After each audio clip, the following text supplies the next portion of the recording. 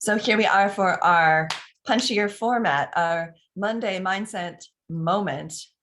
And part of why we're doing this format is because we know that we're busy. Parents are busy. Their time is limited, and there's only so much of it to give to these kinds of momentary, these little moments to drop in and get some tips. So I'm going to be doing a more condensed format, and here we go. So today's topic is to get down with emotions.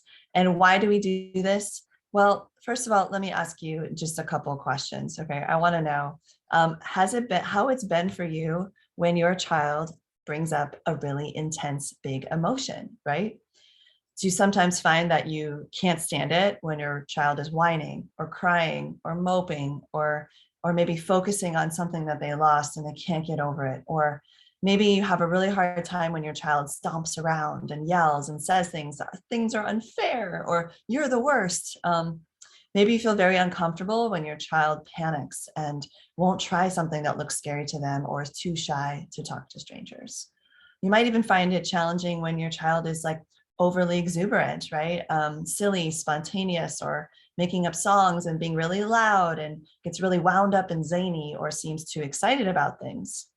I just want you to notice that there tends to be a pattern that you might find it especially stirring, like it stirs you up when your child expresses that sense of loss or sadness and there are tears, right? And there's like moping and whining. Or maybe it is more, instead of sadness, it's more around the anger, right? When they're expressing their anger with that yelling and stomping and, kind of acting out or saying things are unfair and getting really upset at you or at an object or at a situation. Maybe you feel particularly uncomfortable when it's fear, when there's panic or anxiety, or when they think something looks too scary to do and they kind of shut down or run away. Or maybe they're too shy to talk to strangers, right? Maybe you find it especially challenging or upsetting when it's too intensely positive in a way, right? Like this joy that comes out that, or this kind of zany, silly, goofy side comes out and it just like is running the show. Just notice if there's a pattern. And the reason why I'm asking you to do this, I'm going to show you just a little image that might help us kind of wrap our heads around this idea, is that we want to get down with emotions. And the reason why we want to get down with emotions is because it really helps us to have a sense that, we are, oops, I think this is where we're at. Yeah. That, as humans, we are hardwired. I'm going to say it again. As humans, we are hardwired to have an emotional response to certain stimuli. And stimuli, I mean, it could be anything. It could be the tone of someone's voice or their facial expression. It could be a certain word. It could be a certain situation, like you're outside and it's hot, or you're outside and it's cold. It can be a situation with like even a social situation, like there are a lot of people in the room, or this one person walks in that you maybe don't know very well or have had an argument with recently, right? So looking for those moments and noticing that kids do have a natural hardwired response to certain stimuli. And what we all have an opportunity to do with our kids is to get down with those emotions. When I say get down with those emotions, what I mean is that if we can find a way to embrace the fact that this emotion is here and actually do some smart things with it, which is a form of emotional intelligence where we recognize it, we kind of know how to use that emotion.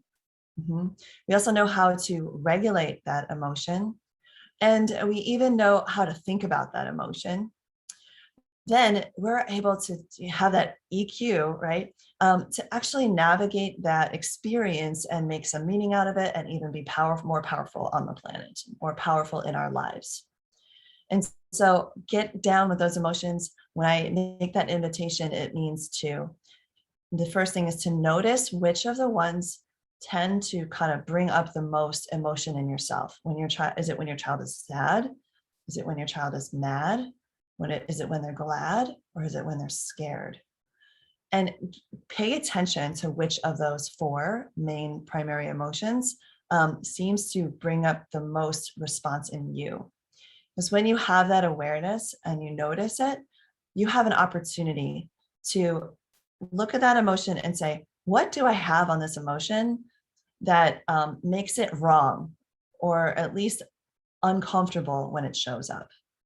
And you can even look back into your formative years of like, what stories might I have been told by my culture, by my society, by my parents, by my siblings, by my teachers, coaches, whoever, about this emotion? Like, for example, is it okay to cry openly when you're sad? Is it okay to raise your voice when you're angry? Is it okay to share that your fears? Or are any of those things somehow been made wrong, right? Like even if it's in a subliminal way or a less direct way of saying, oh, don't worry about it, honey, it'll be fine, right? And there isn't really space for fear, for example, or like, you can't talk like that ever, and just send the kid away. Well, what are they going to do with that anger when they're angry, right? So my first invitation is to pay attention to which emotions really upset you the most, and start to ask this question: what do I have on this emotion? Like, what story or myth have I bought into about what this emotion is all about that might be preventing me from being able to connect with my child during this emotional experience? That point of awareness can go a really long way. And I'll give you one example. Anger tends to be the one that we have the least made the least friends with, we'll say, right? Maybe we're frenemies with them. There's a lot of ups and downs and roller coaster with anger. But what I've noticed with anger is that oftentimes, because it brings up it brings blood and circulation and activity and energy to the hands and the feet and up into the face and the cheeks and the head. And it can lead to aggression, right? Aggressive behaviors where like hitting or grabbing or scratching or kicking or throwing things. And then the hot-headedness in the brain is like just wanting you to know how all the ways that they're upset. Because of this, it can also feel like it's going to create the most injury. And so we often put anger next to danger. And that's actually a smart thing that our brains do for us, right? You might actually be in danger if you're around a very angry individual because of this aggression that comes up. However, when young people with their young nervous systems are still developing, we need to give them tools for what to do with that anger, and also not make it wrong in the first place that they have angry feelings. So two things: you got to move it or lose it. So do something with that anger where they're going to go be physical, right? They have something that you can say yes to, that they can do with that energy. And I have a whole bunch of ideas of that. But let's say, for example, doing some wall push-ups, or maybe doing some tense and release, like exploding stars. So do something, help them figure out what to do with this natural occurrence that's happening in their body of their hands and feet wanting to do something, and their voice wanting to get loud, and their hot-headedness, they need to blow off some steam, literally, right? So that's number one. Number two, really get to know what the message behind anger is. And this is my last tip for this punchy little mindset moment here, is next time anger shows up in you or your child, is notice what is the message this anger is trying to share. Because all of this is also, it's not only experience, but it's also a form of communication when expressed.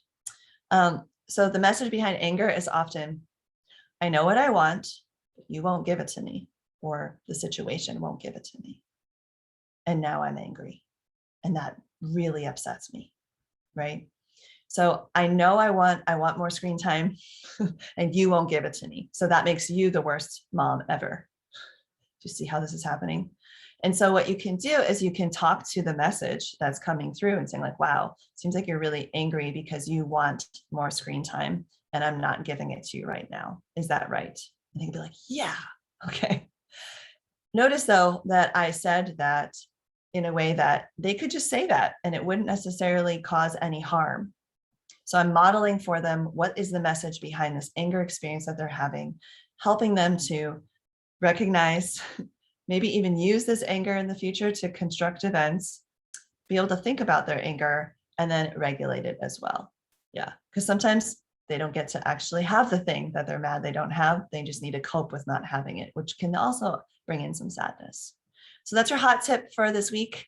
I want comments, friends, in the chat. I want to know, what is your biggest takeaway?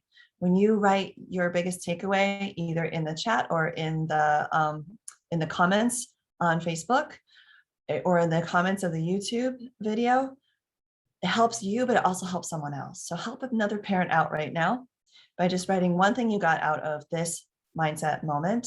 And we'll be back next week for another punchy mindset moment, all about emotions, because we're really working on emotions and helping our kids with their big emotions. And I will leave you with a quote that inspired me today by one of my favorite writers, who's also an activist. Her name is Audre Lorde, one of our gems of American culture. And she said, "Our feelings are our most genuine past knowledge." And when you know yourself, boy, do you help your kids know themselves as well. And so notice where anger comes up, notice where sadness comes up, notice where fear comes up, and also that kind of zesty zeal of joy. And notice what stories might be coming up about having these emotions. And the invitation is to try really reading the message behind the emotion, and also doing something that's going to help you to manage that emotion, like the move it or lose it for the anger. And that's what we have for today. Get down, get down, get down with those emotions, friends, and we'll see you next week. All right, take care now. Looking forward to your comments and questions. Go ahead and put them in the chat. Okay, bye for now.